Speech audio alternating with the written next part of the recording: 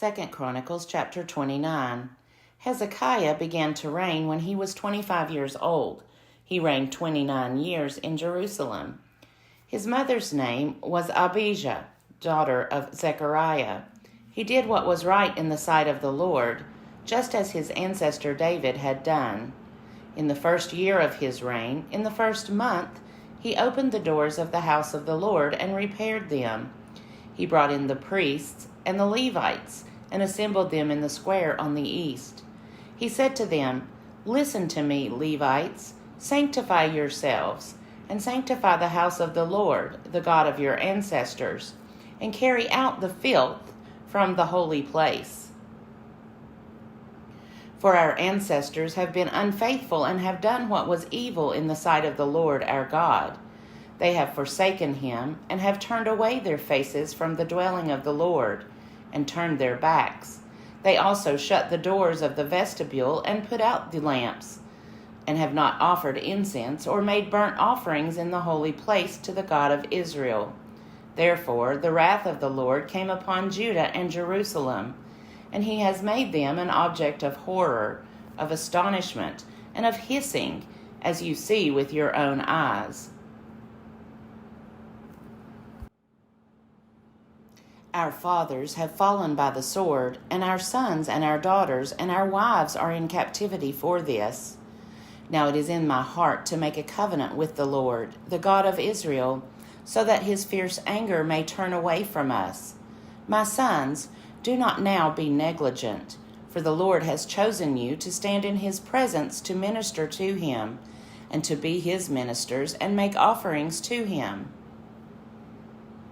Then the Levites arose, Mahath son of Amasai, and Joel son of Azariah, of the sons of the Kohathites, and of the sons of Merari, Kish son of Abdi, and Azariah son of Jehalalel, and of the Gershonites, Joah son of Zimmah, and Eden son of Joah, and of the sons of Elizapham, Shimri, and Jeuel, and of the sons of Asaph, Zechariah, and Mattaniah, and of the sons of Heman, Jehuel, and Shimei, and of the sons of Jeduthun, Shemaiah, and Uzziel. They gathered their brothers, sanctified themselves, and went in as the king had commanded, by the words of the Lord, to cleanse the house of the Lord. The priests went into the inner part of the house of the Lord to cleanse it, and they brought out all the unclean things that they found in the temple of the Lord, into the court of the house of the Lord. And the Levites took them and carried them out to the Wadi Kidron. They began to sanctify on the first day of the first month, and on the 8th day of the month they came to the vestibule of the Lord. Then for 8 days they sanctified the house of the Lord, and on the 16th day of the first month they finished. Then they went inside to King Hezekiah and said, "We have cleansed all the house of the Lord, the altar of burnt offering and all its utensils, and the table for the rows of bread and all its utensils, all the utensils that King Ahaz repudiated during his reign when he was faithless. We have made ready and sanctified. See, they are in front of the altar of the Lord." Then King Hezekiah rose early, assembled the officials of the city, and went up to the house of the Lord. They brought 7 bulls, 7 rams, 7 lambs, and 7 male goats for a sin offering for the kingdom, and for the sanctuary, and for Judah. He commanded the priests, the descendants of Aaron, to offer them on the altar of the Lord. So they slaughtered the bulls, and the priests received the blood and dashed it against the altar. They slaughtered the rams, and their blood was dashed against the altar. They also slaughtered the lambs, and their blood was dashed against the altar. Then the male goats for the sin offering were brought to the king and the assembly. They laid their hands on them, and the priests slaughtered them and made a sin offering with their blood at the altar, to make atonement for all Israel. For the king commanded that the burnt offering and the sin offering should be made for all Israel. He stationed the Levites in the house of the Lord with cymbals, harps, and lyres, according to the commandment of David and of Gad the king's seer and of the prophet Nathan. For the commandment was from the Lord through his prophets. The Levites stood with the instruments of David, and the priests with the trumpets. Then Hezekiah commanded that the burnt offering be offered on the altar. When the burnt offering began, the song to the Lord began also, and the trumpets, accompanied by the instruments of King David of Israel. The whole assembly worshipped. The singers sang, and the trumpeters sounded. All this continued until the burnt offering was finished. When the offering was finished, the king and all who were present with him bowed down and worshipped. King Hezekiah and the officials commanded the Levites to sing praises to the Lord with the words of David and of the seer Asaph. They sang praises with gladness, and they bowed down and worshipped. Then Hezekiah said, "You have now consecrated yourselves to the Lord. Come near. Bring sacrifices and thank offerings to the house of the Lord." The assembly brought sacrifices and thank offerings, and all who were of a willing heart brought burnt offerings. The number of the burnt offerings that the assembly brought was 70 bulls, 100 rams, and 200 lambs. All these were for a burnt offering to the Lord. The consecrated offerings were 600 bulls and 3,000 sheep. But the priests were too few and could not skin all the burnt offerings. So, until other priests had sanctified themselves, their kindred, the Levites, helped them until the work was finished. For the Levites were more conscientious than the priests in sanctifying themselves. Besides the great number of burnt offerings, there was the fat of the offerings of well-being, and there were the drink offerings for the burnt offerings. Thus the service of the house of the Lord was restored, and Hezekiah and all the people rejoiced because of what God had done for the people, for the thing had come about suddenly. 2 Chronicles chapter 30. Hezekiah sent word to all Israel and Judah, and wrote letters also to Ephraim and Manasseh, that they should come to the house of the Lord at Jerusalem, to keep the Passover to the Lord, the God of Israel. For the king and his officials and all the assembly in Jerusalem had taken counsel to keep the Passover in the 2nd month. For they could not keep it at its proper time, because the priests had not sanctified themselves in sufficient number, nor had the people assembled in Jerusalem. The plan seemed right to the king and all the assembly. So they decreed to make a proclamation throughout all Israel, from Beersheba to Dan, that the people should come and keep the Passover to the Lord, the God of Israel, at Jerusalem, for they had not kept it in great numbers as prescribed.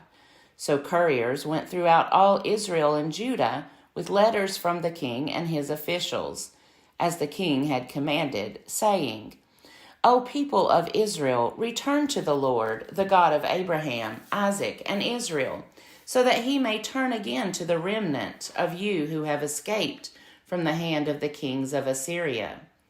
Do not be like your ancestors and your kindred, who were faithless to the Lord God of their ancestors, so that he made them a desolation, as you see. Do not now be stiff-necked as your ancestors were, but yield yourselves to the Lord and come to his sanctuary, which he has sanctified forever, and serve the Lord your God, so that his fierce anger may turn away from you. For as you return to the Lord, your kindred and your children will find compassion with their captors, and return to this land. For the Lord your God is gracious and merciful, and will not turn away his face from you, if you return to him." So the couriers went from city to city through the country of Ephraim and Manasseh, and as far as Zebulun, but they laughed them to scorn and mocked them. Only a few from Asher, Manasseh, and Zebulun humbled themselves and came to Jerusalem. The hand of God was also on Judah, to give them one heart, to do what the king and the officials commanded by the word of the Lord. Many people came together in Jerusalem to keep the festival of unleavened bread in the 2nd month, a very large assembly. They set to work and removed the altars that were in Jerusalem, and all the altars for offering incense they took away and threw into the Wadi Kidron. They slaughtered the Passover lamb on the 14th day of the 2nd month. The priests and the Levites were ashamed, and they sanctified themselves and brought burnt offerings into the house of the Lord. They took their accustomed posts according to the law of Moses, the man of God. The priests dashed the blood that they received from the hands of the Levites. For there were many in the assembly who had not sanctified themselves. Therefore the Levites had to slaughter the Passover lamb for everyone who was not clean, to make it holy to the Lord. For a multitude of the people, many of them from Ephraim, Manasseh, Issachar, and Zebulun, had not cleansed themselves, yet they ate the Passover, otherwise than as prescribed. But Hezekiah prayed for them, saying, "The good Lord pardon all who set their hearts to seek God, the Lord, the God of their ancestors, even though not in accordance with the sanctuary's rules of cleanness." The Lord heard Hezekiah and healed the people. The people of Israel who were present at Jerusalem kept the festival of unleavened bread 7 days with great gladness. And the Levites and the priests prayed the Lord day by day, accompanied by loud instruments for the Lord. Hezekiah spoke encouragingly to all the Levites who showed good skill in the service of the Lord. So the people ate the food of the festival for 7 days, sacrificing offerings of well-being and giving thanks to the Lord, the God of their ancestors. Then the whole assembly agreed together to keep the festival for another 7 days. So they kept it for another 7 days with gladness. For King Hezekiah of Judah gave the assembly 1,000 bulls and 7,000 sheep for offerings, and the officials gave the assembly 1,000 bulls and 10,000 sheep. The priests sanctified themselves in great numbers. The whole assembly of Judah, the priests and the Levites, and the whole assembly that came out of Israel, and the resident aliens who came out of the land of Israel, and the resident aliens who lived in Judah, rejoiced. There was great joy in Jerusalem, for since the time of Solomon, son of King David of Israel, there had been nothing like this in Jerusalem. Then the priests and the Levites stood up and blessed the people, and their voice was heard. Their prayer came to his holy dwelling in heaven. 2 Chronicles chapter 31. Now when all this was finished, all Israel who were present went out to the cities of Judah and broke down the pillars, hewed down the sacred poles, and pulled down the high places, and the altars throughout all Judah and Benjamin, and in Ephraim and Manasseh, until they had destroyed them all. Then all the people of Israel returned to their cities, all to their individual properties. Hezekiah appointed the divisions of the priests and of the Levites, division by division, everyone according to his service, the priests and the Levites, for burnt offerings and offerings of well-being, to minister in the gates of the camp of the Lord and to give thanks and praise. The contribution of the king from his own possessions was for the burnt offerings of morning and evening, and the burnt offerings for the Sabbaths, the new moons, and the appointed festivals, as it is written in the law of the Lord. He commanded the people who lived in Jerusalem to give the portion due to the priests and the Levites, so that they might devote themselves to the law of the Lord. As soon as the word spread, the people of Israel gave in abundance the first fruits of grain, wine, oil, honey, and of all the produce of the field, and they brought in abundantly the tithe of everything. The people of Israel and Judah who lived in the cities of Judah also brought in the tithe of cattle and sheep, and the tithe of the dedicated things that had been consecrated to the Lord their God, and laid them in heaps. In the 3rd month they began to pile up the heaps, and finished them in the 7th month. When Hezekiah and the officials came and saw the heaps, they blessed the Lord and his people Israel. Hezekiah questioned the priests and the Levites about the heaps. The chief priest, Azariah, who was of the house of Zadok, answered him, "Since they began to bring the contributions into the house of the Lord, we have had enough to eat and have plenty to spare, for the Lord has blessed his people, so that we have this great supply left over." Then Hezekiah commanded them to prepare store chambers in the house of the Lord, and they prepared them. Faithfully they brought in the contributions, the tithes, and the dedicated things. The chief officer in charge of them was Conaniah the Levite, with his brother Shimei as second, while Jehiel, Azaziah, Nahath, Asahel, Jeremoth, Jozabad, Eliel, Ismachiah, Mahath, and Benaiah were overseers assisting Conaniah and his brother Shimei, by the appointment of King Hezekiah and of Azariah the chief officer of the house of God. Korah, son of Imnah the Levite, keeper of the east gate, was in charge of the free will offerings to God, to apportion the contribution reserved for the Lord and the most holy offerings. Eden, Meniamin, Jeshua, Shemaiah, Amariah, and Shechaniah were faithfully assisting him in the cities of the priests, to distribute the portions to their kindred, old and young alike, by divisions, except those enrolled by genealogy, males from 3 years old and upwards, all who entered the house of the Lord as the duty of each day required, for their service according to their offices, by their divisions. The enrollment of the priests was according to their ancestral houses. That of the Levites from 20 years old and upwards was according to their offices, by their divisions. The priests were enrolled with all their little children, their wives, their sons and their daughters, the whole multitude, for they were faithful in keeping themselves holy. And for the descendants of Aaron, the priests, who were in the fields of common land belonging to their towns, town by town, the people designated by name were to distribute portions to every male among the priests, and to everyone among the Levites who was enrolled. Hezekiah did this throughout all Judah. He did what was good and right and faithful before the Lord his God.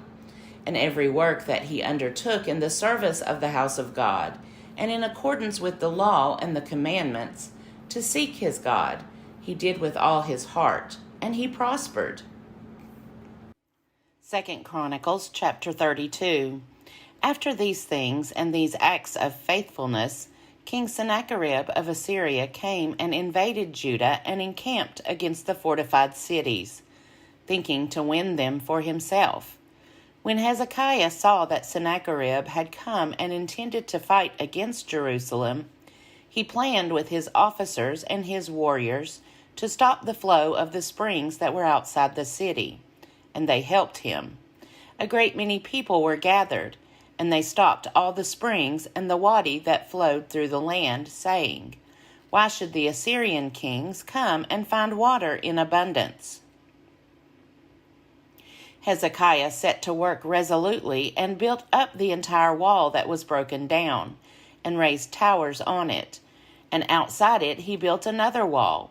He also strengthened the Millo in the city of David, and made weapons and shields in abundance. He appointed combat commanders over the people, and gathered them together to him in the square at the gate of the city, and spoke encouragingly to them, saying, "Be strong and of good courage. Do not be afraid or dismayed before the king of Assyria, and all the horde that is with him, for there is one greater with us than with him. With him is an arm of flesh, but with us is the Lord our God, to help us and to fight our battles." The people were encouraged by the words of King Hezekiah of Judah. After this, while King Sennacherib of Assyria was at Lachish with all his forces, he sent his servants to Jerusalem to King Hezekiah of Judah, and to all the people of Judah that were in Jerusalem, saying, Thus says King Sennacherib of Assyria, On what are you relying, that you undergo the siege of Jerusalem? Is not Hezekiah misleading you, handing you over to die by famine and by thirst, when he tells you, The Lord our God will save us from the hand of the king of Assyria? Was it not this same Hezekiah who took away his high places and his altars, and commanded Judah and Jerusalem, saying, Before one altar you shall worship, and upon it you shall make your offerings? Do you not know what I and my ancestors have done to all the peoples of other lands? Were the gods of the nations of those lands at all able to save their lands out of my hand? Who among all the gods of those nations that my ancestors utterly destroyed was able to save his people from my hand, that your God should be able to save you from my hand? Now, therefore, do not let Hezekiah deceive you or mislead you in this fashion, and do not believe him. For no God of any nation or kingdom has been able to save his people from my hand, or from the hand of my ancestors. How much less will your God save you out of my hand? His servants said still more against the Lord God and against his servant Hezekiah. He also wrote letters to throw contempt on the Lord, the God of Israel, and to speak against him, saying, Just as the gods of the nations in other lands did not rescue their people from my hands, so the God of Hezekiah will not rescue his people from my hand. They shouted it with a loud voice in the language of Judah to the people of Jerusalem who were on the wall, to frighten and terrify them, in order that they might take the city. They spoke of the God of Jerusalem as if he were like the gods of the peoples of the earth, which are the work of human hands. Then King Hezekiah and the prophet Isaiah, son of Amoz, prayed because of this and cried to heaven. And the Lord sent an angel who cut off all the mighty warriors and commanders and officers in the camp of the king of Assyria. So he returned in disgrace to his own land. When he came into the house of his God, some of his own sons struck him down there with the sword. So the Lord saved Hezekiah and the inhabitants of Jerusalem from the hand of King Sennacherib of Assyria, and from the hand of all his enemies. He gave them rest on every side. Many brought gifts to the Lord in Jerusalem, and precious things to King Hezekiah of Judah, so that he was exalted in the sight of all nations from that time onward. In those days Hezekiah became sick and was at the point of death. He prayed to the Lord, and he answered him and gave him a sign. But Hezekiah did not respond according to the benefit done to him, for his heart was proud. Therefore wrath came upon him and upon Judah and Jerusalem. Then Hezekiah humbled himself for the pride of his heart, both he and the inhabitants of Jerusalem, so that the wrath of the Lord did not come upon them in the days of Hezekiah. Hezekiah had very great riches and honor, and he made for himself treasuries for silver, for gold, for precious stones, for spices, for shields, and for all kinds of costly objects. Storehouses also for the yield of grain, wine, and oil, and stalls for all kinds of cattle and sheepfolds. He likewise provided cities for himself, and flocks and herds in abundance, for God had given him very great possessions. This same Hezekiah closed the upper outlet of the waters of Gihon, and directed them down to the west side of the city of David. Hezekiah prospered in all his works, so also in the matter of the envoys of the officials of Babylon, who had been sent to him to inquire about the sign that had been done in the land. God left him to himself, in order to test him and to know all that was in his heart. Now the rest of the acts of Hezekiah and his good deeds are written in the vision of the prophet Isaiah, son of Amoz, in the book of the kings of Judah and Israel. Hezekiah slept with his ancestors, and they buried him on the ascent to the tombs of the descendants of David. And all Judah and the inhabitants of Jerusalem did him honor at his death. His son Manasseh succeeded him.